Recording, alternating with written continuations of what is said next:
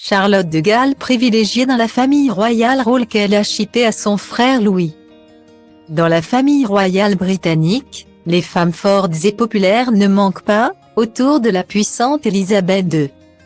On trouvait sa sœur, l'indépendante princesse Margaret, puis sa fille, la sérieuse et discrète princesse Anne. Ses petites filles, Zara Phillips, Eugénie et Béatrice Dioc.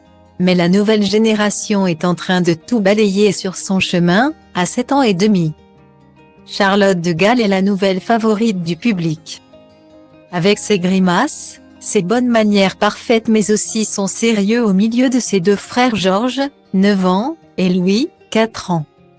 La fille de Kate Middleton et du prince William montre déjà que dans la monarchie britannique, elle ne laissera personne lui prendre sa place. Une place qu'elle a failli ne pas avoir, en effet. Contrairement à ses cousines ou même à sa tante, la petite fille est la première du clan à avoir bénéficié de l'abolition de la loi de primogéniture masculine, qui a tout bouleversé dans la dynastie. Concrètement, si elle était née avant octobre 2011, la petite fille, qui est troisième dans l'ordre de succession, après son père et son frère aîné, aurait perdu sa place au profit de son frère cadet, Louis, à sa naissance. Une règle qui s'est notamment appliquée pour la princesse Anne, qui a vu passer devant elle ses deux jeunes frères les princes Andrew et Edward.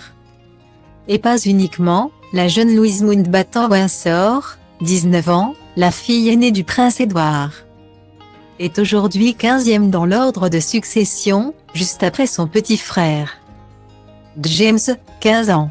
En revanche, Mia et Lena Tyndall, les petites filles de la princesse Anne, ont bénéficié de la même loi que Charlotte, nées en 2014 et 2018. Les deux fillettes n'ont rien perdu lorsque leur petit frère Lucas est né en 2021 et sont toujours 21e et 22e, juste après leur mère.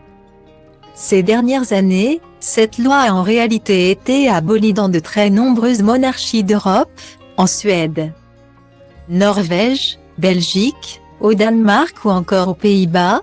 Toutes les princesses ont désormais retrouvé une parfaite égalité avec leurs frères et plusieurs de ces pays seront d'ailleurs dirigés par des femmes. Et Victoria, puis Estelle, de Suède, Ingrid Alexandra de Norvège, Katharina Amalia des Pays-Bas, Elisabeth de Belgique ou encore l'honneur d'Espagne n'attendent que ça.